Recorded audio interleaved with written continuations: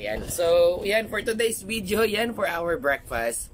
Kahapon, medyo almost 2 hours yung biyahe from San Vicente Poblacion going to Port Barton. Ayan. So, via Rojas. Dumaan pa kami ng Municipality of Rojas.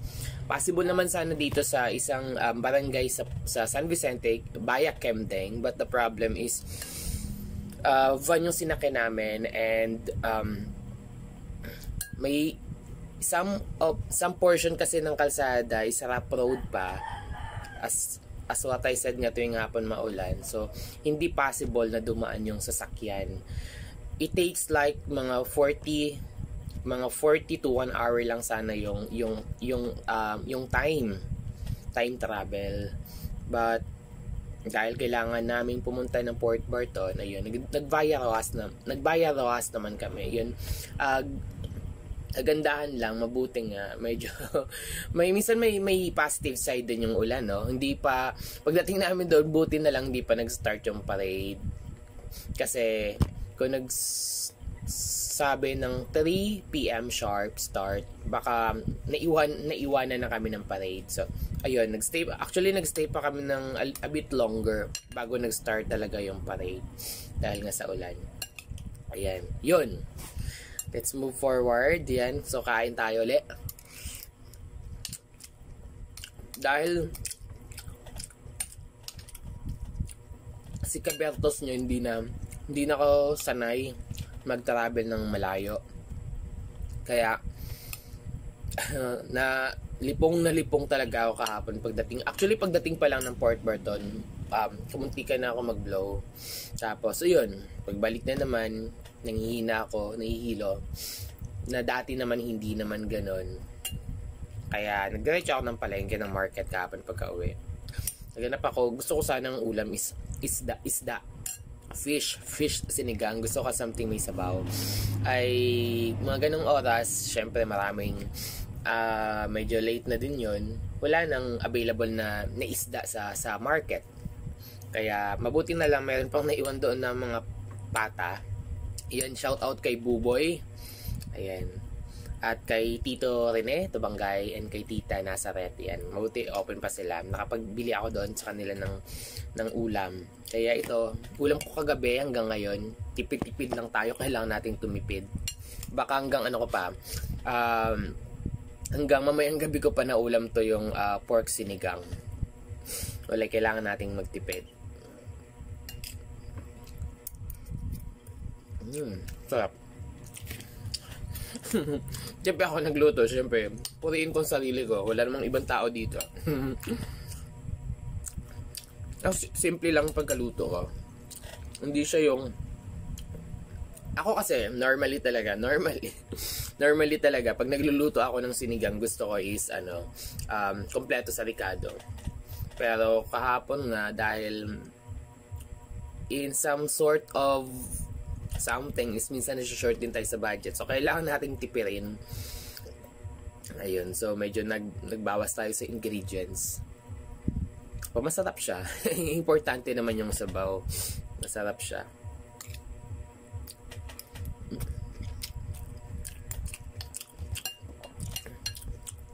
Actually, yung ingredients lang ng aking pork sinigang is, syempre, as usual, pork meat, pechay. Yan. Dahil may pechay ako nakikita doon kagabi.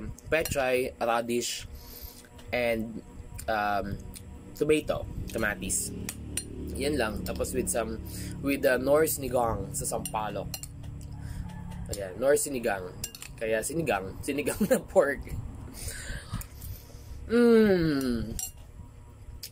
Today is Saturday. Kung mapapansin nyo, ako lang nag-isa. Kung mapapansin nyo, ako lang nagsasalita at wala kayong napapansin or naririnig na ibang boses.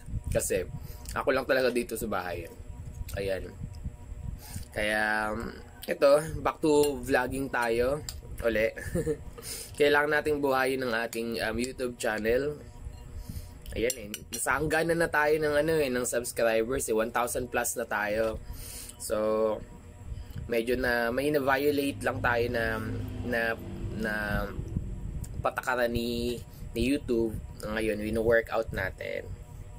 Kaya I'm so thankful pa din sa ating mga followers, sa ating mga subscribers na even though almost more than a year na wala tayong paramdam sa ating YouTube channel, but nandyan pa din kayo naka-support at hindi pa rin nag-unsubscribe. Maraming salamat po.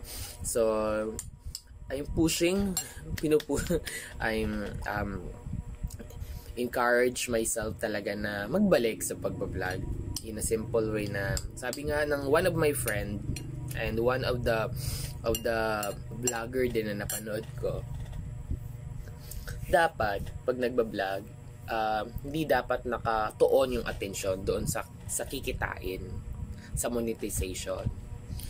Ang importante is dapat mag-enjoy at isipin lang na ang pagbablog is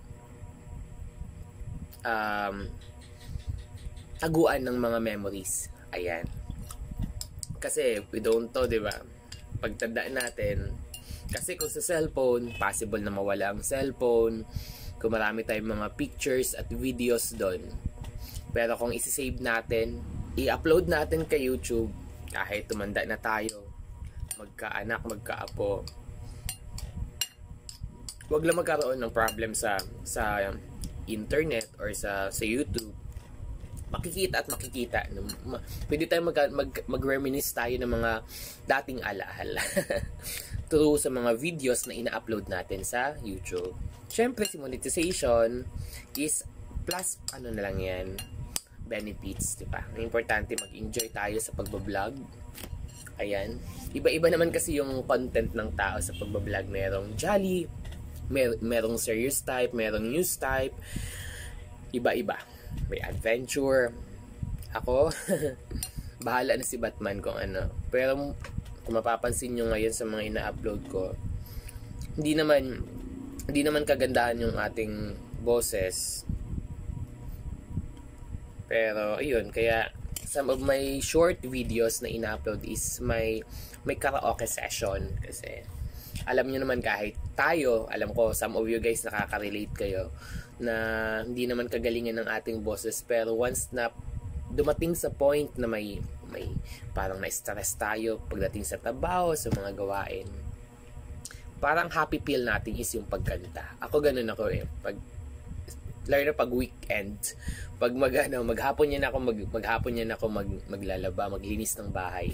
Then pagkagabi yan, parang nare-relieve talaga ako, guys, pag nakakanta.